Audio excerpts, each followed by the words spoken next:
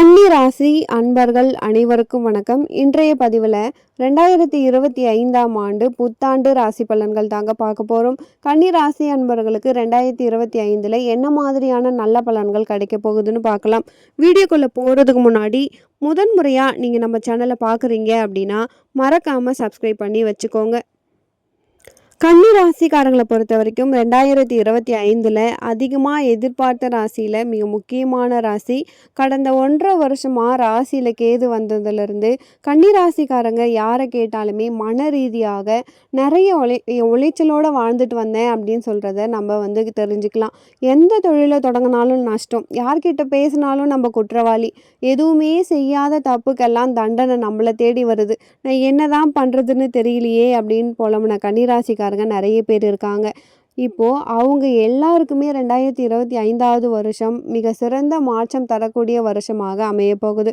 ஏன்னா வருஷத்தினுடைய தொடக்க காலத்திலேயே குரு பகவான் அற்புதமான 9வது இடத்துல உங்களுக்கு இருக்கிறதால பெரிய பெரிய மாற்றங்கள் எல்லாத்தையுமே பார்க்க போகிறீங்க. ஓடிப்போன ராஜாவுக்கு 9ல் குரு வந்தால் போகிற இடம் எல்லாமே சொந்த இடம் அப்படின்னு நம்ம கேள்விப்பட்டிருப்போம். ஸோ அந்த அடிப்படையில் இவங்க தொடக்கூடிய அத்தனை காரியங்களும் கன்னிராசிக்காரங்களுக்கு ஒரு மிகப்பெரிய வெற்றி. குறிப்பாக வீடு, மனை, தொழில் சார்ந்த விஷயத்தில் இருந்து வந்த சுணக்கங்கள் எல்லாமே மாறுபடும். ஒரு இடத்துல ஒரு நிலையாக இருக்கவே முடியல, ஒரு ட்ராவலர் மாதிரி ஓடிக்கிட்டே இருக்கேன், பொண்டாட்டியை பிரிஞ்சிருக்கேன், பிள்ளையை பிரிஞ்சிருக்கேன், தாய் தந்தையை பிரிஞ்சிருக்கேன், ஒரு இடத்துல போய் சேர்ந்து சாப்பிட முடியல, உட்கார முடியலன்னு நினச்ச கன்னிராசிக்காரங்களுக்கு ரொம்பவே ஒரு அற்புதமான ஒரு விஷயம். அதுவும் இல்லாமல் பண விஷயத்தில் ஒரு மிகுதியான வருஷமாக உங்களுக்கு இருக்க போகுது. உங்கள் உடம்புல இருந்து வந்த அவ்வளோ பெரிய கிரகண தோஷம் விலகுது. இந்த கிரகண தோஷம் அப்படிங்கிறது பித்து பிடிச்ச மாதிரி இருந்திருப்பீங்க. கன்னிராசிக்காரங்களை பார்த்தா எல்லா தகுதியும் இருக்கும். அரிசி இருந்து, பருப்பு இருந்து, அரிசுவையோடு சாப்பாடு இருந்தாலுமே கஞ்சி குடிச்சிட்டு படுக்கிற சுகம் கூட இல்லைன்னு சொல்லுவாங்க.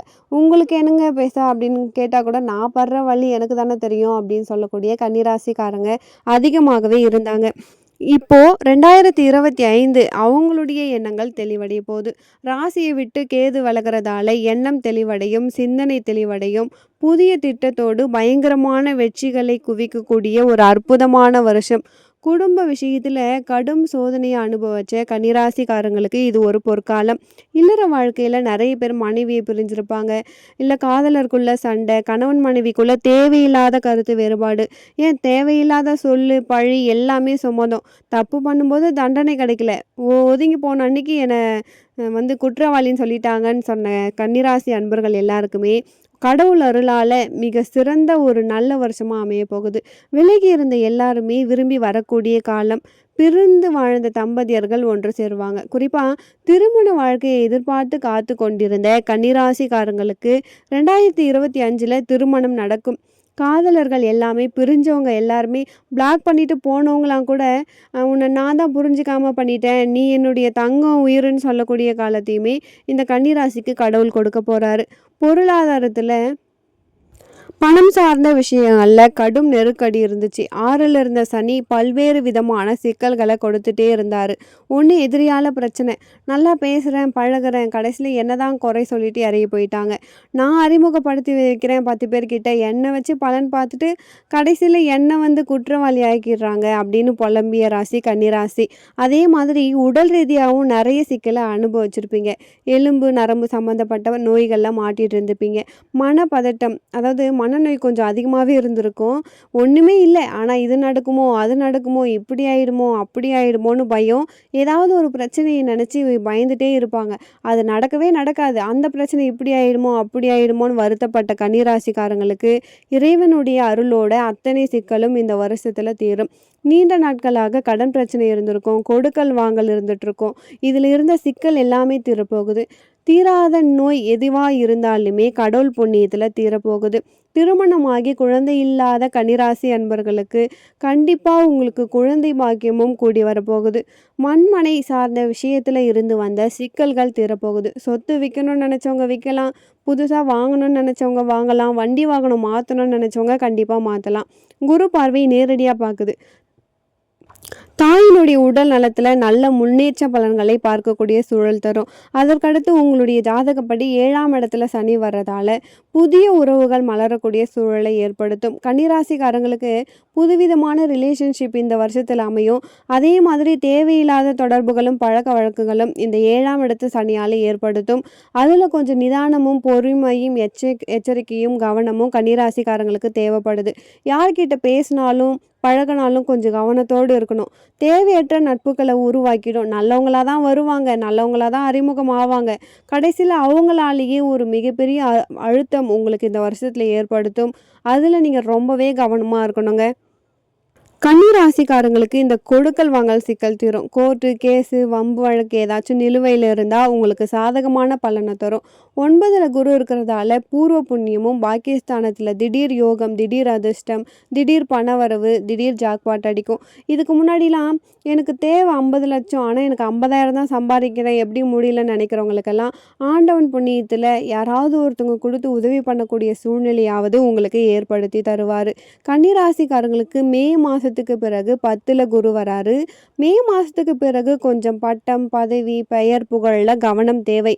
10ல் குரு இருந்தால் கன்னிராசிக்காரங்களுக்கு பட்டத்தில் மாற்றம் வரும், பதவியில் மாற்றம் வரும், புகழில் கூட மாற்றம் வரும், டிரான்ஸ்ஃபர் கிடைக்கும், வேறு இடத்துக்கு நீங்கள் இடம்பெயரக்கூடிய சூழலை ஏற்படுத்தும்.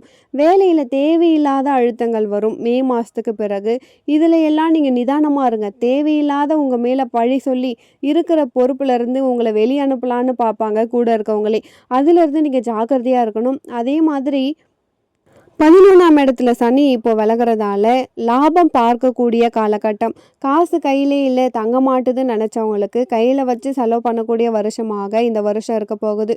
தெய்வ வழிபாடு பயங்கரமாக இருக்கும். இதுக்கு முன்னாடி ஜென்மத்திலிருந்து கேது விலகிறதால 12ஆம் இடம் தெய்வ வழிபாட்டு ஸ்தலத்திலேயே கேது உட்கார்றாரு. அப்போது கடவுளோடு பேசக்கூடிய ஆற்றல் கன்னிராசிக்கு ஏற்படக்கூடிய சூழல் இருக்குது. நிறைய தெய்வ ஸ்தலத்துக்கு போவீங்க, தெய்வ காரியங்களுக்கு செலவு பண்ணுவீங்க. கோவில் கும்பாபிஷேகம் செய்யலாம், நல்ல திருப்பணிகளுக்கு நீங்கள் பண உதவி செய்யலாம், தர்ம காரியங்களில் இந்த காலகட்டத்தில் நீங்கள் ஈடுபடுவீங்க. இது எல்லாமே இந்த வருஷத்தில் உங்களுக்கு பீக்கில் கொண்டு போகிறதுக்கான வருஷமாக இருக்கும். நிறைய வெளிநாட்டு பயணங்கள் கன்னிராசிக்காரங்களுக்கு ஏற்படும். 7வது இடத்துல சனி வர்றதால கண்டக சனி வர்றதாலையும் உடல் நலம் சார்ந்த விஷயத்தில் கொஞ்சம் கூடுதல் அக்கறை செலுத்துங்க. ஏன்னா கன்னி அவங்களுடைய உடம்பை பார்த்துக்கவே மாட்டாங்க, ஆனால் பயங்கரமாக ஓடிக்கிட்டே இருப்பாங்க, உழைச்சிக்கிட்டே இருக்கணும்னு நினைப்பாங்க. அப்படி இருக்க வேணாம். உடலையும் மனதையும் பார்த்துக்கோங்க. 7ல் சனி வர்றதால கணவன் மனைவிக்குள்ளே கொஞ்சம் புரிதல் தேவைப்படுது. காதலராக இருந்தீங்க அப்படின்னா சண்டை போடாமல் ஒருத்தரை விட்டு கொடுத்து இந்த காலகட்டத்தில் வாழ முயற்சி பண்ணுங்கள். முன்னாடியே சொன்ன மாதிரி மாற்று பாலினம் விஷயத்தில் ஆணாக இருந்தால் பெண்கள் சார்ந்த விஷயத்தில் கவனம், பெண்களாக இருந்தால் ஆண்கள் சார்ந்த விஷயத்தில் கவனம். அப்படி இல்லைன்னா தேவையில்லாத பழியும் பிரச்சனையும் கண்டிப்பாக வரும். இதில் மட்டும் நிதானமாக இருந்துட்டாலே போதும். கன்னிராசிக்காரங்க இந்த காலகட்டத்தில் தொழில் தொடங்கலாமா? மே மாதத்திற்கு பிறகுக்குள்ள தொழில் தொடங்கணும்னு முயற்சி பண்ணால் கண்டிப்பாக கன்னிராசிக்கு வெற்றி அடையும். மே மாதத்திற்கு பிறகு குரு 10ல் வந்ததுக்கு பிறகு நீங்கள் எது செஞ்சாலும் நிதானத்தோடு பண்ணணும். பெரிய முதலீடுகளை இந்த காலகட்டத்தில் செய்யக்கூடாது. யாருக்கெல்லாம் இந்த காலகட்டத்தில் நல்லாயிருக்கும்? எந்த தொழில் செய்கிறவங்களா இருந்தால் அவங்களுக்கு நல்ல வருமானம் கிடைக்கும், வளர்ச்சி கிடைக்கும் அப்படின்னா ஆசிரியர்களுக்கு ஒரு முக்கியமான மாற்றத்தை தரக்கூடிய வருஷமாக இந்த வருஷம் இருக்கும். இன்ஸ்டியூட் வச்சு ரன் பண்ணுறவங்க, ஒரு 10 பேரை வச்சுட்டு கைட் பண்ணி வேலை பண்ணிகிட்ருக்கோங்க, அத்தனை பேருக்குமே ஒரு நல்ல வருஷமாக இருக்கும். அதே மாதிரி உங்களுக்கு 10ஆம் அதிபதியாக இருக்கக்கூடியது புதனுடைய வீடாக இருக்கிறதால வாசனை திரவியங்கள், மலையில் விளையக்கூடிய பொருட்கள், இது சார்ந்த விஷயத்தை ஏற்றுமதி இறக்குமதி பண்ணும் பொழுது உங்களுக்கு சிறப்பானதாக இருக்கும். கன்னி அப்படின்னு சொன்னாலே பெண்ணுன்னு சொல்லுவோம். இந்த வருஷம் பிறக்கிறதும் பூராடம் நட்சத்திரத்தில் பிறக்கிறதால சுக்கிரனுக்கு அதிபதியானதும் பெண்ணு தான். அப்போது கன்னிராசியில் பிறந்த பெண்களுக்கு மிக சிறந்த வருஷமாக இந்த 2025வது வருஷம் இருக்க போகுது. குறிப்பாக நீங்கள் எதெல்லாம் தொட்டு தடையாக இருந்துச்சோ அந்த தடைப்பட்ட காரியங்கள் எல்லாமே தடையின்றி நடக்கக்கூடிய சூழல் ஏற்படும். இதுக்கு முன்னாடி பல பேரை நம்பி தொழிலை தொடங்கி ஏமாந்த பெண்கள் எல்லாருக்குமே தன்னுடைய சொந்த காலில் நின்று சுய தொழிலை தொடங்கி அதில் மிகப்பெரிய வெற்றி பெறக்கூடிய சூழ்நிலையாக இருக்கும். நேற்று ஒரு ஆளாக நின்று வேலை செஞ்சேன் அப்படின்னு சொல்லக்கூடிய கன்னிராசிக்காரங்க இன்றைக்கி 10 பேர் என் பின்னாடி நிற்கிறாங்க அப்படின்னு சொல்லி நெஞ்சை நிமிர்த்தி அவங்களுடைய தொழிலில் ஒரு மிகப்பெரிய வளர்ச்சி அடையக்கூடிய வருஷமாக இந்த வருஷம் இருக்க போகுது. மே மாதத்திற்கு முன்னாடியே நீங்கள் தொழில் தொடங்குனீங்க அப்படின்னா மிகப்பெரிய பலன்கள் உங்களுக்கு கிடைக்கும். கன்னி ராசியில பிறந்த மாணவ செல்வங்களுக்கு மிக சிறந்த வருஷமாக இந்த வருஷம் இருக்க போகுது. இதுக்கு முன்னாடி 1 1/2 வருஷத்துல மந்தமா இருந்த மாணவர்கள் எல்லாருமே இப்போ தெளிவா சரியாக படிக்கக்கூடிய விஷயத்துல இருப்பாங்க. இதுக்கு முன்னாடி நான் படிச்சேன், எஃபெக்ட் எடுத்தேன், ஆனாலும் பாஸ் பண்ண முடியல, மார்க் கம்மியாயிடுச்சுன்னு நினைச்ச கன்னி ராசிக்காரங்களுக்கு கடவுள் புண்ணியத்துல நீங்க நல்ல மார்க் எடுத்து நல்லா பாஸ் பண்ணி மெரிட்ல ஜாயின் பண்றக்கூடிய வாய்ப்புகள உங்களுக்கு கடவுள் ஏற்படுத்தி தருவாரு. ஸோ மந்த தன்மைகள் மாறக்கூடிய காலம். 1 1/2 வருஷத்துல நல்லா படிக்கிற புள்ள என் புள்ள சரியான மார்க் எடுக்கல, நல்லா படிக்கிறேன், டியூஷன் போறேன், என்னால கான்சன்ட்ரேஷன் பண்ண முடியல, ஏதோ மந்தமா இருக்குன்னு நினைச்ச வழிகள் எல்லாமே மாறும். நல்லா இருக்கும். ஒரு புது தன்னம்பிக்கையா, ஒரு புத்துணர்வோடு வருவீங்க.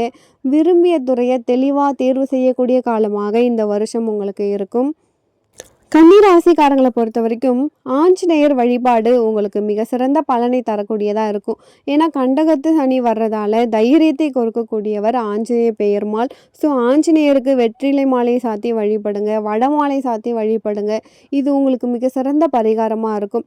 மலையின் மீது இருக்கக்கூடிய திருமாலின் கோவில் எதுவா இருந்தாலுமே, ஊருக்கு பக்கத்திலேயே ஒரு பெருமாள் கோவில் இருக்கு, மலை மேல இருக்கு அப்படின்னா, அந்த கோவிலுக்கு போயிட்டு வழிபடும் பொழுது உங்களுக்கு மிக சிறந்த பலன தரும். கன்னி ராசி அன்பர்கள பொறுத்தவரைக்கும் மே மாதத்திற்கு முன்னாடி இருக்கக்கூடிய பலன்கள் 75% உங்களுக்கு நல்லாவே இருக்கும். வளர்ச்சி அடையக்கூடியதா இருக்கும். மே மாதத்திற்கு பிறகு 10ல குரு வர்றதால கொஞ்சம் வேலை, பணம் சார்ந்த விஷயத்துல, தொழில் சார்ந்த விஷயத்துல கவனமோடு இருந்தாலே போதும். மத்தபடி மிக சிறந்த வருஷமாகவே இந்த வருஷம் இருக்க போது. மேலும் உங்கள் வாழ்க்கையில நீங்கள் சீரும் சிறப்போடும், செல்வ செழிப்போடும் வாழ நானும் இறைவனை பிரார்த்திக்கிறேன். மீண்டும் ஒரு நல்ல பதிவில் உங்களை சந்திக்கிறேன். நன்றி.